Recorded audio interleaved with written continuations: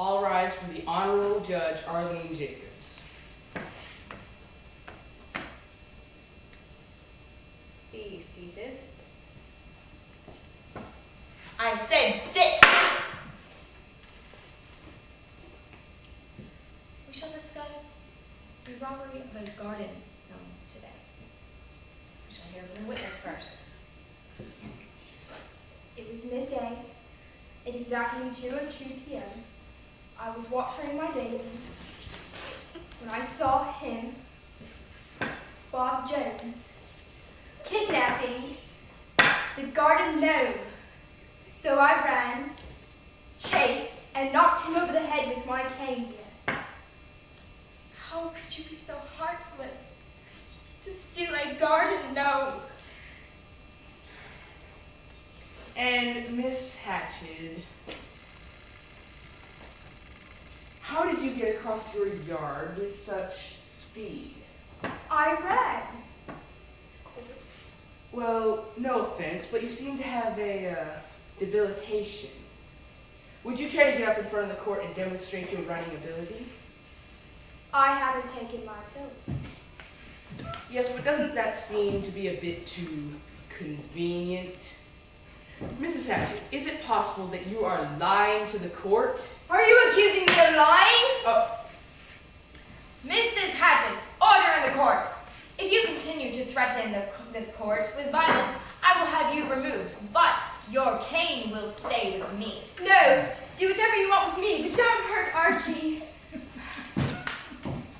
Archie. Of course.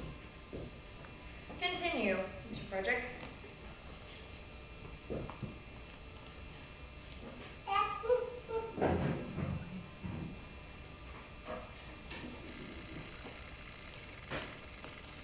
Anyway, Mrs. Hatchet, how did 13-year-old Bob pick up the garden gnome in the first place? With his arms, of course. What do you think he picked it up with? His toes?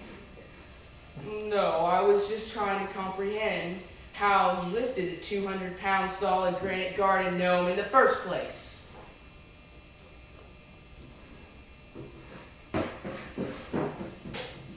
Well,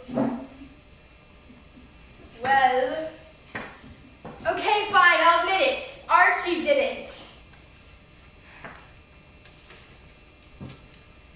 Sure.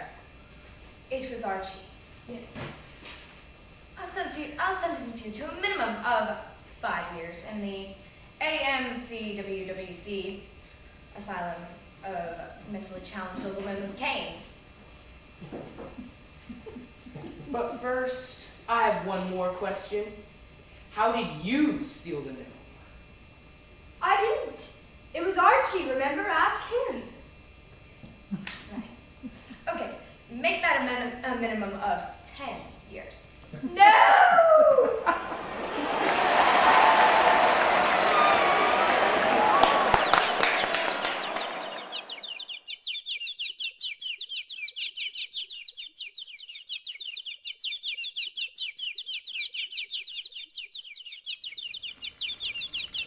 I call this court to order. First witness to the stand. Place your hand on the Bible. Do you swear to tell the whole truth, nothing but the truth, so help you God? Yes, sir. What time did Tom come in on the night of November the 21st? A little later than usual, sir. How much later? Not much, maybe 20 minutes. Was there anything suspicious about him? Yes, sir, there was. And I asked him what was wrong, and he told me what he told you earlier. Are you sure that's what he said? Yes, sir. Really? Exactly? That's enough.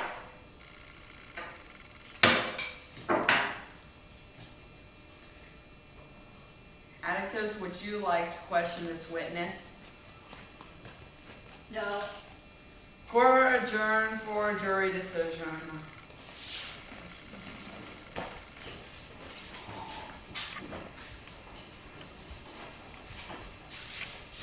Aye.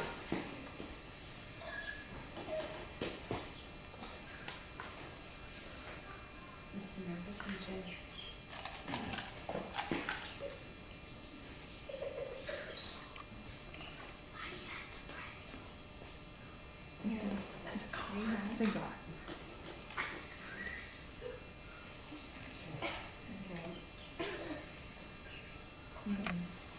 Fresh cigar. No, we're not home, so.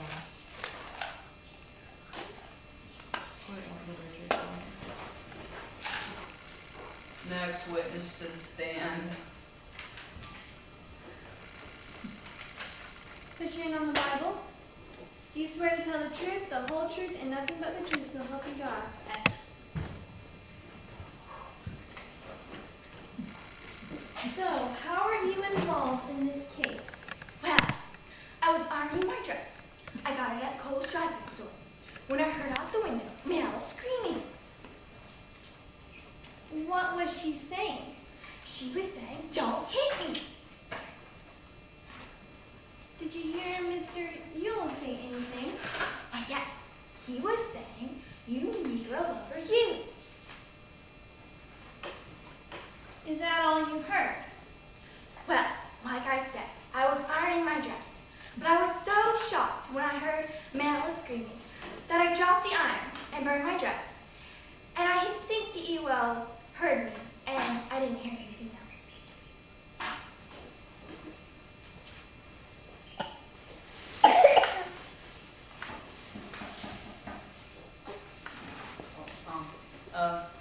Well, Mariella, would you like to question this witness?